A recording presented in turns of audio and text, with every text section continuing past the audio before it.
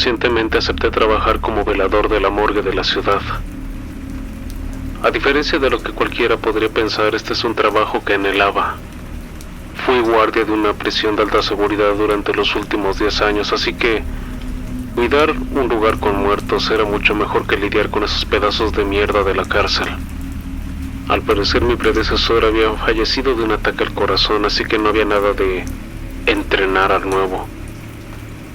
Simplemente me dieron los horarios que a mi parecer no estaban nada mal. Esta es una zona peligrosa, y por desgracia o por suerte la morgue era muy solicitada. Algo que me pareció inusual es que ningún médico forense se quedaba por las noches, así que era indispensable que alguien estuviera en el lugar las 24 horas. Razón por la cual había un pequeño departamento justo al lado del anfiteatro. Contando con el hecho de que no me cobrarían renta, todo el asunto me pareció jodidamente genial. El primer mes fue pan comido. Generalmente cuando escuchaba balas, sabía que llegaría un nuevo huésped. Yo daba rondas nocturnas y, contrario a lo que la gente piensa, yo jamás sentí miedo o intimidación por parte del lugar. A pesar de que sabía que todos los que estaban ahí dentro estaban por causas violentas.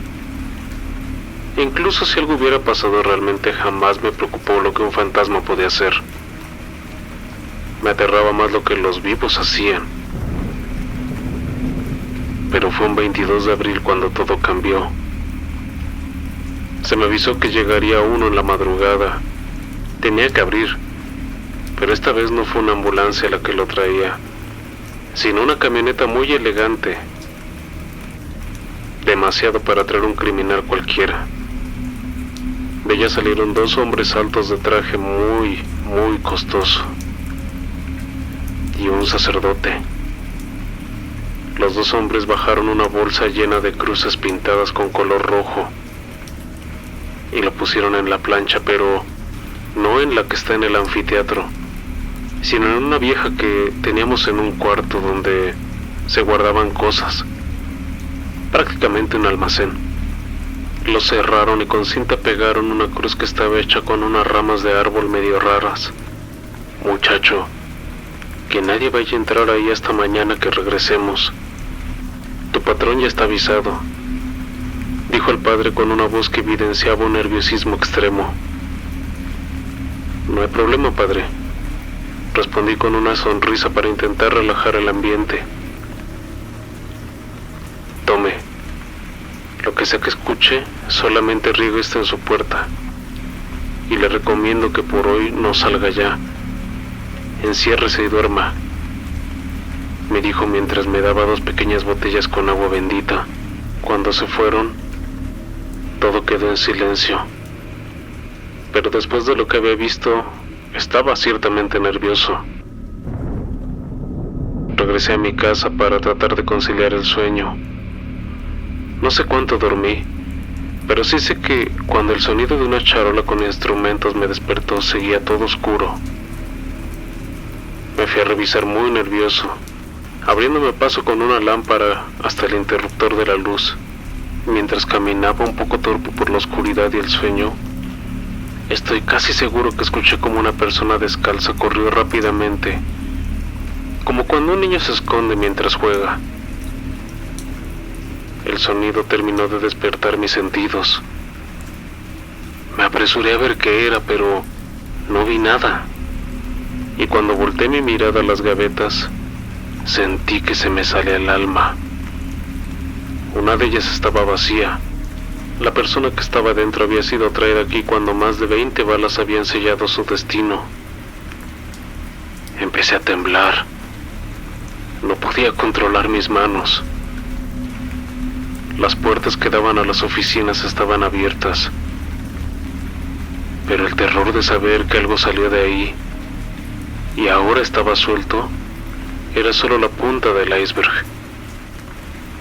El olor que emanaba los pasillos era repugnante, como el de algo pudriéndose un día caluroso de verano. El almacén donde el padre había dejado al otro estaba cerrado, pero sentí una mirada directa y fría de alguien que no podía ver, Justo cuando me preparaba mentalmente para ir a dar un vistazo, la voz del médico forense de nombre Raúl me hizo dar un brinco de terror. ¿Todo bien, joven?, me dijo con un tono que claramente tenía como intención calmarme. No dije nada, solamente señalé la gaveta vacía. Él puso cara de sorpresa y me dijo que esperara. Lo vi asomarse en las oficinas, y cuando llegó a la que le pertenece a él, agarró la puerta intentando no desmayarse. Volteó a verme con una cara que hasta hace un minuto estaba normal, y ahora era pálida, como si hubiera visto al diablo. Inmediatamente me preguntó si había llegado algo por la noche. Vino un sacerdote con 2 tipos que dejaron uno en el almacén, dije con voz temblorosa. Se asomó y cuando vio la puerta sacó su celular y habló con alguien en un idioma que, siendo sincero, no entendí. Me pidió que me saliera y me fui a mi cuarto con sentimientos que iban desde el horror hasta la curiosidad. Mi reloj marcaba las 6 de la mañana, así que no tengo ni idea de cuánto tiempo estuve metido ahí. A las 7 llegaron 3 camionetas negras, casi idénticas a la de la noche anterior. Esta vez bajaron 8 hombres grandes, y el mismo padre que durante la madrugada había dejado eso. Se metieron todos y estuvieron en el lugar al menos unas 4 horas. En ese tiempo la cantidad de sonidos que escuché fue abrumadora. Gritos, discusiones en un tono muy agresivo, golpes. En algún punto pensé en llamar a la policía, pero estaba aterrado y no hice nada. Cuando se fueron, el padre se veía agotado e iba apoyándose de los hombres vestidos de negro. Se fueron dejando una inquietante sensación en todo el lugar. No volví a salir. El médico me llamó a eso de las 6 de la tarde. Su semblante era el de un hombre preocupado y asustado. Joven, le voy a pedir que por favor no venga en la madrugada aquí adentro. No importa lo que escuche, solo esté atento que la puerta principal esté cerrada, pero no entre, dijo mientras extendía su mano para darme un arma. Esto no es para que se ponga a disparar al primer ruido. Úsela solamente si su espacio personal se ve comprometido, dijo en tono de orden. Sin que yo pudiera decir más, se subió a su auto y se fue. Me di la vuelta y caminé a la entrada principal. La curiosidad fue más fuerte que yo, así que me asomé a ver si podía ver algo de lo que habían hecho. Pero no vi nada, hasta que noté un movimiento leve, pero que llamaba la atención. Como cuando intentan hacerte señas con una mano. Traté de enfocar mis ojos, y en esa oscuridad, por la orilla de la puerta, ahí estaba. Una cabeza asomándose por dentro del anfiteatro. La cabeza de algo que estaba pudriéndose. Y clavó esos ojos sin párpados directo a mí. A veces cuando escuchamos este tipo de experiencias, creemos que nosotros reaccionaríamos rápido para escapar. Pero mientras esa cosa parecía ver dentro de mi alma, el cuerpo no me respondía para correr. Cuando pude moverme, fue como si algo me sujetara el cuerpo, como si alguien impidiera que mis extremidades pudieran moverse. Casi arrastrándome llegué a la entrada de mi casa. En mi mente, quise creer que todo era sugestión, un miedo tonto, así que miré de nuevo la entrada, algo que no debía hacer. Ahí estaba, y ahora podía verlo más claro. Era un hombre desnudo, que se pegaba a la puerta como un niño a una pecera. Su piel no la lograba ver bien, pero si me hubiera preguntado a alguien en ese momento habría dicho que parecía ser gris. De su cabeza caían unos cabellos escasos pero largos. No hacía nada. Solo me miraba con esos ojos grandes que nunca se cerraban. Su cuerpo tenía cortadas por todos lados, pero no había señal de sangre. Como pude me metí y cerré la puerta. Estuve un rato en el piso esperando a recuperar fuerzas. Cuando finalmente pude moverme, fui a vomitar al baño.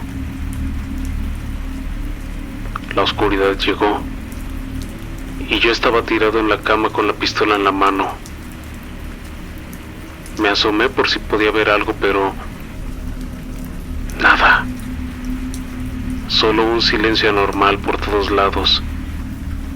No se escuchaban los autos, las personas que pasaban por la calle, ni siquiera los perros. Solo el viento soplando, como augurando cosas terribles por pasar. No tenía que entrar, pero sí tenía que ver que la puerta principal se mantuviera cerrada. Me puse mi vieja chamarra, amarré mis botas y tomé la pistola y mi lámpara. Cuando abrí la puerta, mi maldita suerte empeoró. No sé de dónde, porque en todo el día no había visto señales, pero una tormenta con la furia de Dios empezó.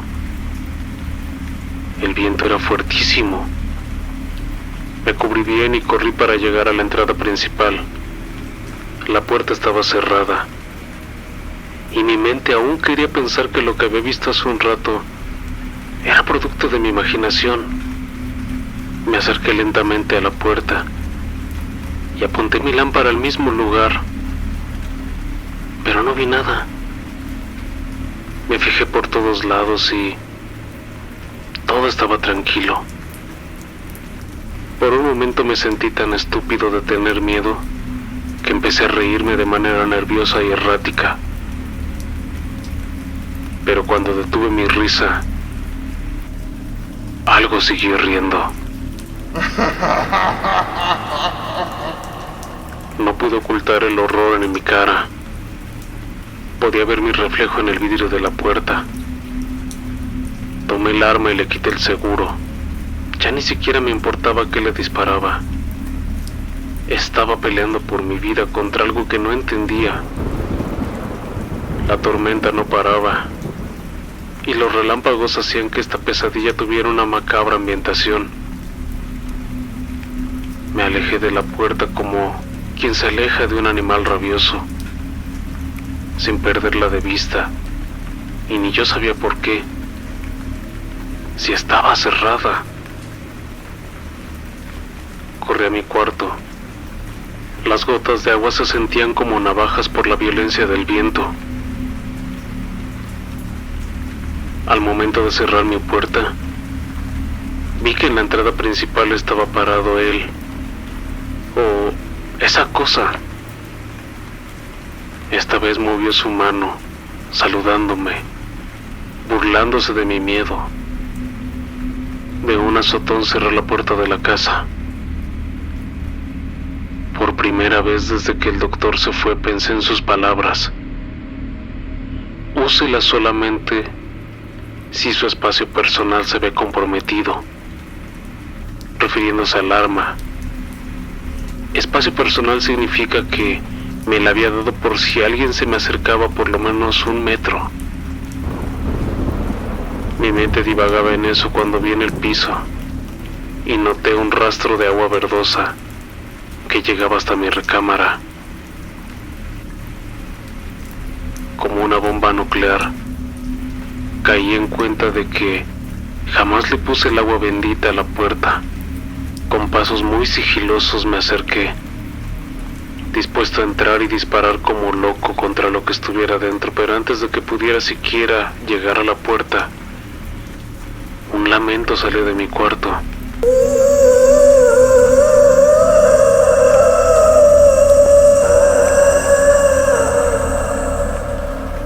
Eso fue lo último que soporté. Por suerte, cuando acepté esto, mi vida cabía en 2 maletas que eran lo único que traía. Por las prisas tomé solo una donde estaban algunos recuerdos familiares y algo de ropa, y salí corriendo en la tormenta.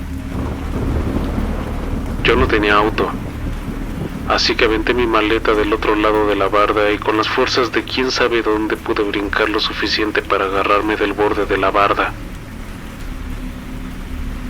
Estando ahí, a punto de saltar,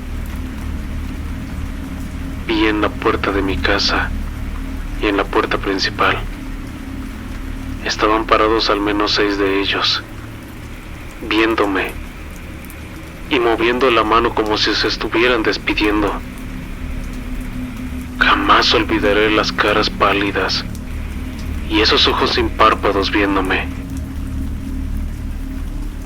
Me aventé de la barda y caí pesadamente.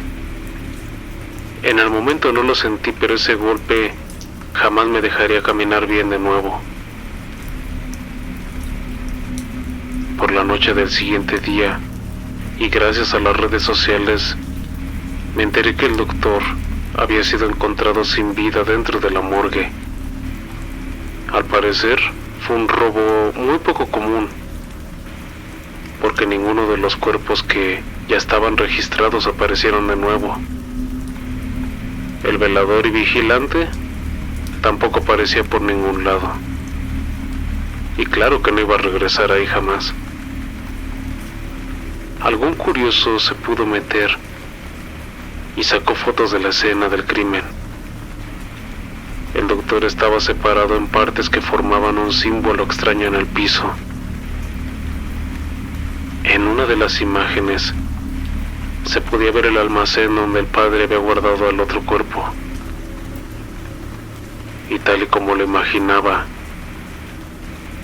estaba abierto.